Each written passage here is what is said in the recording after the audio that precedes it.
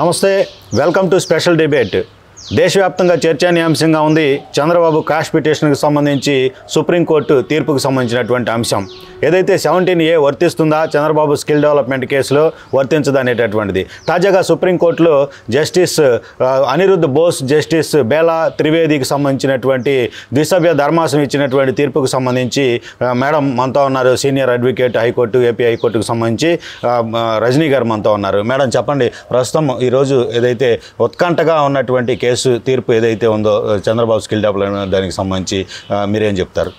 నమస్తే అండి. ముఖ్యంగా ఏదైతే సుప్రీంకోర్టు అత్యున్నత న్యాయస్థానం అంతిమ తీర్పుగా పరిగణింపబడినటువంటి కోర్టులో జరుగుతున్నటువంటి కేసు ఏదైతే ఉందో సెక్షన్ 17 సబ్ క్లాజ్ ఏ అవినీతి నిరోధక చట్టపు సవరణని గౌరవించకుండా గుర్తించకుండా చట్టం ప్రభుత్వం అంటే సిఐడి అండర్ కంట్రోల్ కానీ ఇంకోటని కానీ ఏదైనా పరిభాష ప్రభుత్వం చేపిస్తున్న కుట్రకోణ చర్య అనుకుంటున్నాం కాబట్టి దాన్ని ఏ రకంగా పరిగణించినప్పటికీ చట్టానికి అతీతంగా పోయారు అనేసి. సో ఈ 17 సబ్ క్లాజ్ ఏ వల్ల జరగాల్సినటువంటి ఏదైతే సవరణను అనుసరించకుండా చేసినటువంటి పని వల్ల జరగాల్సిన నష్టం జరిగిపోయింది. బాబు గారు 53 రోజులు జైల్లో ఉన్నారు. అదే రకంగా ఎన్నో మార్లు సుప్రీంకోర్టు మెట్లెక్కిన న్యాయం దొరకలేదేమో అన్నటువంటి పరిస్థితితో ఇబ్బందికర పరిస్థితుల్లో ఉన్నటువంటి రాష్ట్ర ప్రజలు ఇప్పుడు కొత్తగా వచ్చేది ఏం లేదండి. 17 సబ్ క్లాజ్ ఏ గురించి మనం ఆలోచించాల్సిన అవసరం లేదు. నాకు తెలిసి ఈ చట్టపు సవరణ అనేది చట్టం దృష్టిలో అందరం సమానులే అని భావించి వదిలేస్తే అవినీతి ముద్ర వేసి ఆరోపణలు వేసి ఆధారాలు చూపించకుండా వదిలేసినటువంటి ఈ రాష్ట్ర ప్రభుత్వానికి చావు దెబ్బ కొట్టాలి అంటే 17 సబ్ క్లాజ్ ఏ కేసు ఏదైతే ఓడిపోతే బాగుంటుందండి.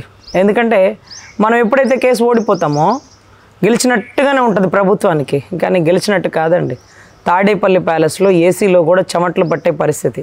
చంద్రబాబుది అయిపోయింది రే 52 రోజులు 53 రోజులు జైల్లో ఉన్నాడు, బయటకు వస్తాడు.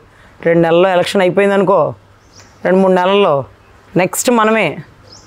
ఈ చోట కర్మ ఈ చోటేనండి, ఎవరు తీసుకున్న గోతులో వాళ్ళే పడతారు.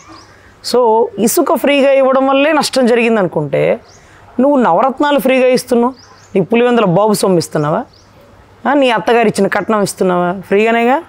సో 9 రత్నాలకి 9 కేసులు ఏమ్మా. సో ఇక స్కిల్ డెవలప్మెంట్లో స్కామ్ అంటావు. 3,300 కోట్లతో వేసినటువంటి ఈ ప్రాజెక్టులో సిమెన్స్ కంపెనీ కానీ డిజైన్ టెక్ కానీ అందరూ కూర్చొని డిసైడ్ అయినది. ఇది జర్మన్ కంపెనీ, మన బాబు సొమ్ము కాదు. ఇది పక్క బజార్లోదో పక్క రాష్ట్రంలో అంటే ఏదోటని చెప్తే వింటారు. ఇది దేశవ్యాప్తంగా సంచలనమైనటువంటి ఒక పెద్ద అత్యున్నత వ్యవస్థలో ఒక సంస్థతో మనం డి అంటే ఢీ కొంటూ ఆ ప్రాజెక్ట్ని రాష్ట్రానికి తీసుకురావడం అంటే చిన్న విషయం కాదు. గుజరాత్లో ఒక అధ్యయన శాఖ పెట్టి ద్వారా అధ్యయనం చేసి ఎన్ని కాలేజీలకు ఇచ్చారు, ఎంత ప్రాజెక్టు, ఎన్ని కోట్లు అవుతుంది, ఎన్ని క్లస్టర్స్ కావాలి, అంత పూర్తి అధ్యయనం చేసి రాష్ట్రానికి తీసుకొచ్చారు. 3,300 కోట్లతో ఉండే ప్రాజెక్టులో 90% సిమెన్స్ డిజైన్ టెక్ భరించేలాగా 10% రాష్ట్ర గవర్నమెంట్ ఇచ్చేలాగా.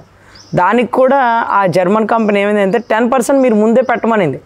అంటే మనం ఇచ్చే 10% ముందు ఇస్తే వాడు 90% పెట్టి ఇది రాష్ట్రంలోకి తీసుకొస్తాడు. తద్వారా 2016 నవంబర్ నుంచి సిమెన్స్ కంపెనీ ఆంధ్ర రాష్ట్రంలో అడిగించి 6 క్లస్టర్స్లో ఒక్కొక్క క్లస్టర్కి 559 కోట్లు ఖర్చులాగా టోటల్గా 3,359 కోట్లు లేక పైచులకు. సో ఇంత పెద్ద ప్రాజెక్ట్ని మెయిన్ ఉండాల్సింది పివి రమేష్ గారు చెప్పింది అజయ్ కల్లం గారు ప్రేమచంద్రారెడ్డి గారట. వీళ్ళిద్దరు పైల్వాన్ల అండర్ కంట్రోల్లో ఉంది. అసలు నేను చెప్పింది వినకుండా వాళ్ళిద్దరే డిసైడ్ చేశారని. ఎవరు వాళ్ళిద్దరూ? గౌరవ జగన్మోహన్ రెడ్డి గారి చెంచాలు గిరెట్లు. అవతలోడు కేవలం ముఖ్యమంత్రి పదవిలో లేడు, కానీ ముఖ్యమంత్రి పదవి కింద ఉన్న చెంచాలు గిరెటల్ని చిల్లరేసో డబ్బులతోనో భయపెట్టో ప్రలోభ పెట్టో మొత్తాన్ని కొనేసాడు. సో అందుకనే నారాసురు రక్త చేత అంటాడు, అవినీతి రారాజు అంటాడు. ఏందిరా ఇంత నమ్మకంగా మాట్లాడుతున్నాడు? బాబు గారు అలా చేసేవాళ్ళు కాదు కదా. అయినా ఏంటిది అంటే కింద ఉన్న వాళ్ళతో దొంగ సంతకాలు పెట్టించి ఇదంతా చంద్రబాబు గారి ఆధ్వర్యంలో జరుగుతున్నట్టు, చంద్రబాబు గారే చేస్తున్నట్టు. సో ఇటువంటి ఆరోపణలు ఎదుర్కొంటున్నప్పుడు ఏదైతే 10% గవర్నమెంట్ పెడతానన్న 10% 339 కోట్లు అండి. 3,300 కోట్లలో పన్నులు ట్యాక్సులు అంతా కలిపి 370 కోట్లు. ఈ 370 కోట్లు సిమెన్స్ కంపెనీకి డిజైన్ టెక్కి ఇవ్వకుండా ఏదో దొంగ షెల్ కంపెనీలు ప్రవేశపెట్టి ఆ షెల్ కంపెనీలకు ఇచ్చినట్టుగా ఇచ్చి మళ్ళీ వెనక్కి తీసుకున్నాడు. ఎలా ఇచ్చాడమ్మా? ఆధారాలు చూపించు. ఎలా వెనక్కి తీసుకున్నాడు? ఇంకొక ఆధారాలు చూపించు. అంటే ముందుగానే అరెస్ట్ చేసి ఆధారాలు పుట్టిస్తానన్న దౌర్భాగ్యం ఆంధ్ర రాష్ట్రంలో ప్రత్యేకంగా ఈ కేసుకే దక్కింది. లోపలేసి తర్వాత ఆధారాలు తెస్తారన్నాడండి. సిఐడి ఆధ్వర్యంలో జైల్లో బాబు గారితో భేటీ అయ్యి బాబు గారిని క్వశ్చన్లు అడుగుతాడు. అంటే బాబు గారు చెప్పిన ఆన్సర్లు రాక్కో నువ్వు ఎంక్వైరీ చేసుకొస్తావా? నువ్వు బయట ఏం చేసావు? ఆధారాలు తీసుకొచ్చేసారు సార్, ఈ మర్డర్ కేసులో ఒకడు ముద్దాయిని తెచ్చినప్పుడు వాడేనా నీకేమని తెలుసు అంటే అన్ని ఆధారాలు పట్టుకొస్తావు. నువ్వు పట్టుకొస్తేనే వాడు లోపలేస్తావు, నువ్వు చెప్పినట్టు లోపలేరు. అట్లాంటిది ఆధారాలు మేము తీసుకొస్తాం, మా దగ్గర ఉంది అవి ఇవి అని చెప్పి కోర్టుకి ఒక్క ఆధారం చూపించలేదండి. సిఐడి అంటే వాడు బాబు గడు సొమ్ము కాబట్టి మభ్య పెట్టేస్తాడు, కోర్టుకు చూపించాలిగా, ఒక్క ఆధారాలు చూపించలేదండి. ఈ రోజుకి ఆధారాలు లేవండి. సో ఇటువంటి పరిస్థితుల్లో 370 కోట్ల స్కామ్ అంటే భువనేశ్వరం అనింది. నిజంగా మా హెరిటేజ్లో మాకు ఒకరోజు ఆదాయం, దాని గురించి బాబు గారు అలా చేసేవారు కాదు, నా క్యారెక్టర్ని గురించి నిరూపించుకోమన్నారు. నేను నందమూరి తారక రామారావు గారి బిడ్డని, నారా చంద్రబాబు నాయుడు గారి భార్యని, ఒక ముఖ్యమంత్రి కూతురిని, ఇంకో ముఖ్యమంత్రి భార్యని ఇన్ని చూశాను. ఏ రోజు బయటికి రాలేదు. నా మీద నిందలేశారు, బాబు గారిని ఏడిపించారు. సో రాష్ట్రానికి ఏంటి పరిస్థితి అని ఆ తల్లి భువనేశ్వరమ్మ రాజమండ్రి సెంట్రల్ జైలు పరిసర ప్రాంతాలు దాటి బయటికి రాలేదండి. ఈరోజు భర్త అరణ్యంలో ఉంటే భార్య కూడా అరణ్యంలో ఉన్నట్టుగా, అరణ్యంకి వెళ్లాల్సిందే అన్నట్టుగా పంటం బట్టి ఆ తల్లి రాజమండ్రి వీడి బాబు గారు లేనిదే రాకుండా అక్కడే ఉన్నారండి. అటువంటి ఆడబిడ్డ మీద నిందేసినటువంటి పర్వం కన్నీటి పర్వం అండి. ఆ తల్లి జైల్లో ఉన్నప్పుడు ఒక యాత్రలాగా బిగించేసింది, బాబు గారు బయటికి రావాలి అంటదేమో అనుకున్న, కాదంట, నిజం గెలవాలనట. అంటే నిజం గెలిచేది ఏంటమ్మా? బాబు గారు త్వరగా బయటికి రావాలి, ఆరోగ్యంగా ఉండాలని ఒక భార్యగా అనుకోవా? లేదండి, నిజం గెలవాలి. తప్పు చేస్తే ఆయనకైనా శిక్ష పడాలి. నిజం ఎక్కడుంటే అక్కడే గెలవాలి. అది నా భర్త పక్కన, రాష్ట్ర ప్రజల పక్కన, గౌరవ ముఖ్యమంత్రి పక్కన, ఎవరి పక్కనైనా కానీ అనింది.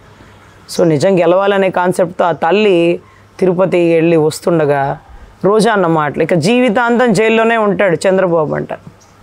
సో ఇలాంటి మొరిగే కుక్కలకి సమాధానంగా ఆయన అనుభవించాల్సినటువంటి అజ్ఞాతవాసం భార్య భర్త ఇద్దరు అనుభవించేశారు. కాబట్టి ఈ 17 సబ్ క్లాజ్ అప్లికబుల్ కాకపోతేనే మా రాష్ట్ర ప్రజలందరికీ సంతోషం అండి, న్యాయవాదులతో సహా. ఎందుకంటే తప్పు చేసిన వాడు రాజైనా రెడ్డైనా ఎత్తి లోపలేయాలి, రాజైనా బంటైనా ఒకేలాగా ట్రీట్ చేయాలన్న రాజ్యాంగాన్ని గౌరవిస్తూ ఈరోజు అవినీతి ముద్ర వేసినటువంటి చంద్రబాబు గారు ఆయన్ని నిరూపించుకోగలరు, అంత సమర్థత ఆయనకుంది.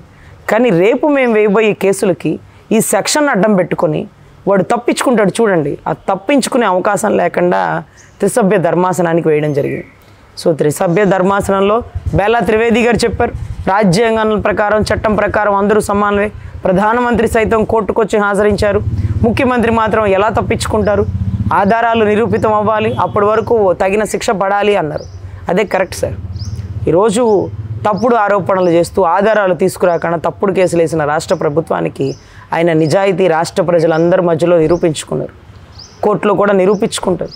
కానీ రేపు మేము వేయబోయే కేసులకి ఈ సెక్షన్ అడ్డం పెట్టుకొని బయటకు వెళ్ళిపోకుండా section 17 sub clause A Chandrababu గారికి అప్లికబుల్ కాకపోతే 100% ఖచ్చితంగా గౌరవ జగన్మోహన్ రెడ్డి గారు, ఆయన అలీబాబా అరడజన్ దొంగలందరూ జీవితాంతం ఉండేది రాజమండ్రి సెంట్రల్ జైలే.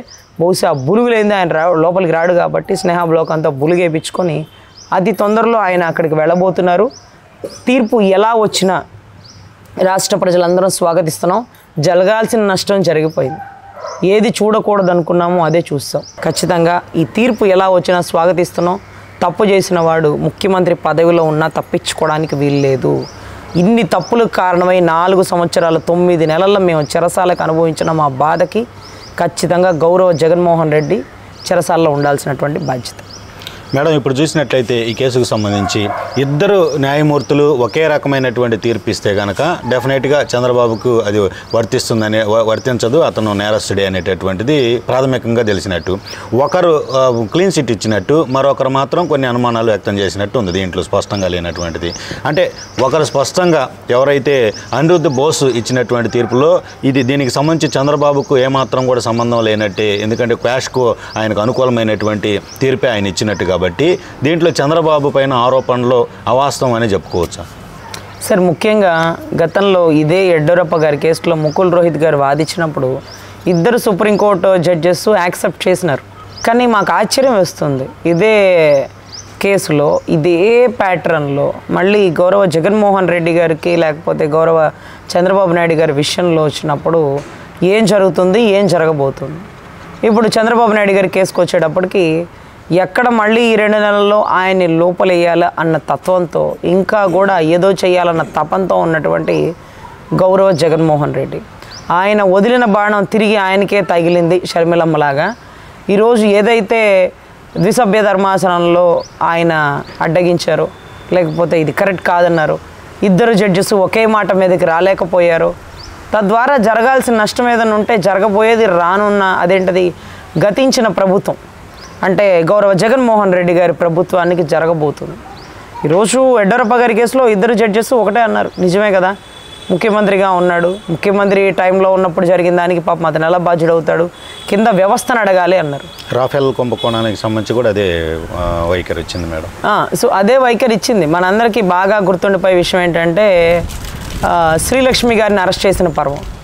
శ్రీలక్ష్మి గారిని అరెస్ట్ చేసినప్పుడు రాజశేఖర రెడ్డి గారిని ఎందుకు అరెస్ట్ చేయలేదు? రాజశేఖర రెడ్డి గారు చెప్పండి, శ్రీలక్ష్మి గారు ఏం చేయదు కదా.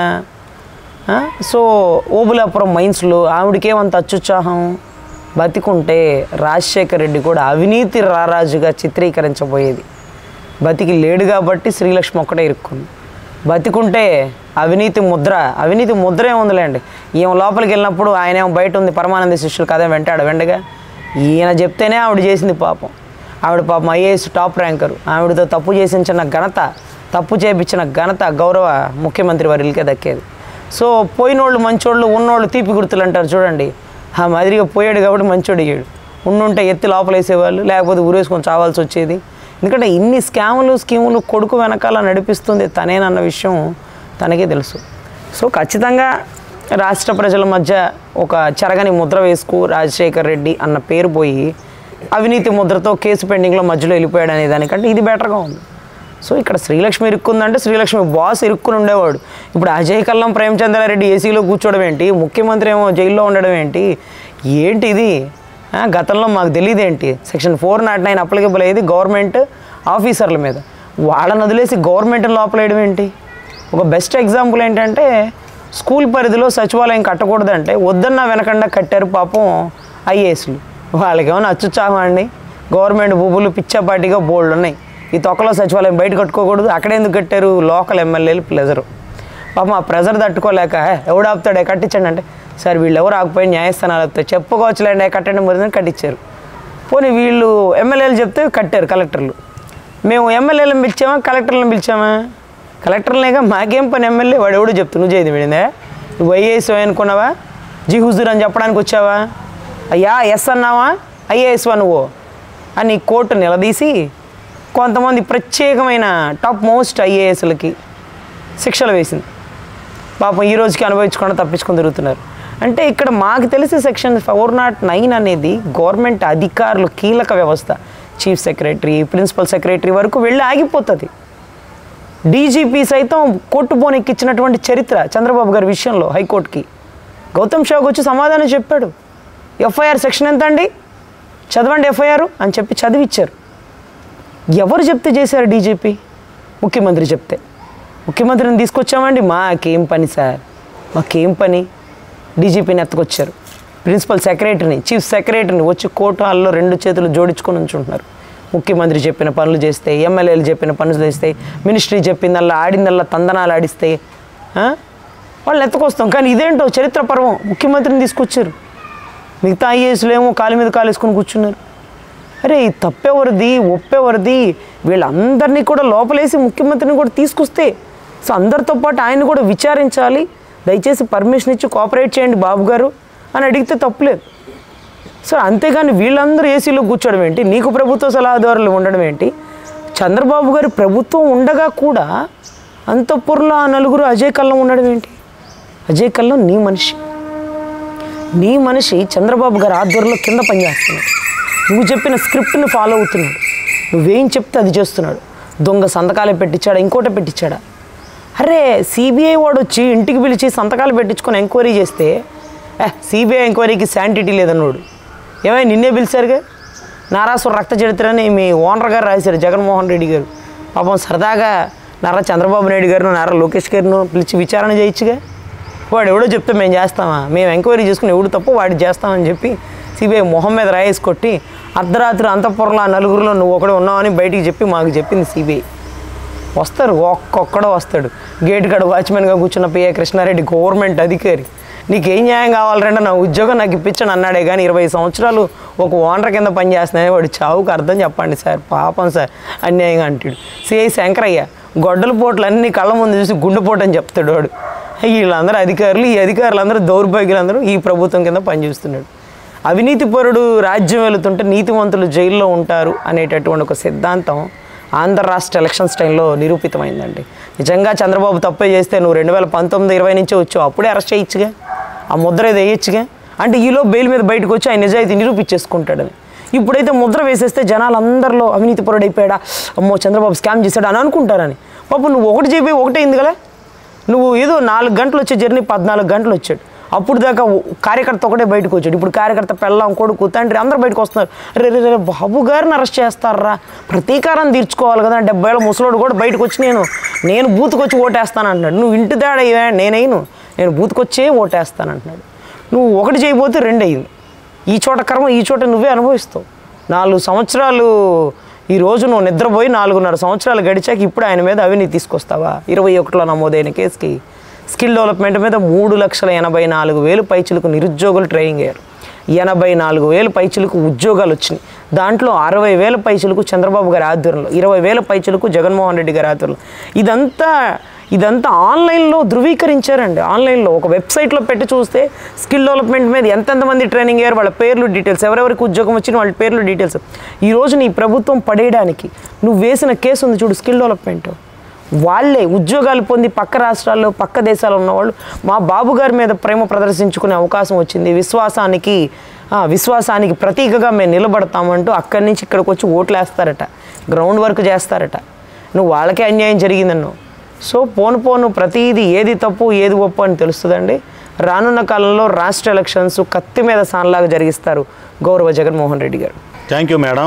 ఇది ఏదైతే సుప్రీంకోర్టుకు సంబంధించి తాజాగా వెలువడినటువంటి ద్విసభ్య ధర్మాసనం చంద్రబాబు స్కిల్ డెవలప్మెంట్ కేసుకు సంబంధించినటువంటి క్యాష్ పిటిషన్కు సంబంధించినటువంటి తీర్పులోని అంశాలకు సంబంధించి సీనియర్ న్యాయవాది రజనీ గారు మనకు అందించినటువంటి సమాచారం. ఏదైతే ఈ కేసుకు సంబంధించి ఒక న్యాయమూర్తి ఒక విధంగా మరొక న్యాయమూర్తి మరొక విధంగా ఇచ్చినటువంటి తీర్పు ఏదైతే సారాంశం నేపథ్యంలో త్రిసభ్య ధర్మాసనానికి వెళ్ళేటటువంటి అవకాశం ఉన్నటువంటి పరిస్థితుల్లో అయితే అయింది. ఎటుగూడి ఆయన రాజమండ్రి సెంట్రల్ జైల్లో 52 రోజుల పాటు ఆయన రిమాండ్లో ఉన్నటువంటి పరిస్థితి, ఇక బెయిల్ ఇచ్చినటువంటి పరిస్థితి, శాశ్వత బెయిల్ ఏపీ హైకోర్టు. అయితే జరగాల్సినటువంటి నష్టం జరిగింది. కానీ ఇది ఈ కేసు కనుక 17A అనేటటువంటిది కనుక ఆ వర్తించే విధంగా ఉంటే కనుక ఏదైతే చంద్రబాబుకి ఈ కేసు ఇంతటితోనే ఆగిపోతుంది. ఇది కనుక వర్తించినటువంటి తీర్పు కనుక వెలువడితే అది జగన్మోహన్ రెడ్డి పేకకే ఒక తాడులాగా కూడా ఉండే పరిస్థితి ఉంటుంది. రాబోయే ప్రభుత్వం టీడీపీదే కాబట్టి డెఫినెట్గా ఏ స్కాములు ఎన్ని పథకాలు పెట్టాడో అన్నిట్లోనూ స్కాములు ఉన్నటువంటి పరిస్థితి ఉంది. కాబట్టి ఈ రాష్ట్రంలో జగన్మోహన్ రెడ్డి ఇసుక దగ్గర నుంచి మిగతా నవరత్నాలకు సంబంధించి ఏదైతే ఉందో వాటిలో వచ్చినటువంటి ఏదైతే ఆరోపణలు ఉన్నాయో వాటిపైన తప్పనిసరిగా ఇదే సేమ్ కేసుల్లో ఆయన కూడా లోపలికి వెళ్ళే అవకాశం ఉంటుందనేటటువంటి ఒక అభిప్రాయం అయితే మాత్రం సీనియర్ న్యాయవాది రజనీ గారు చెప్తున్నటువంటి పరిస్థితి. ఇది ఈరోజు టాపిక్. మరో టాపిక్తో మళ్ళీ కలుద్దాం. నమస్తే.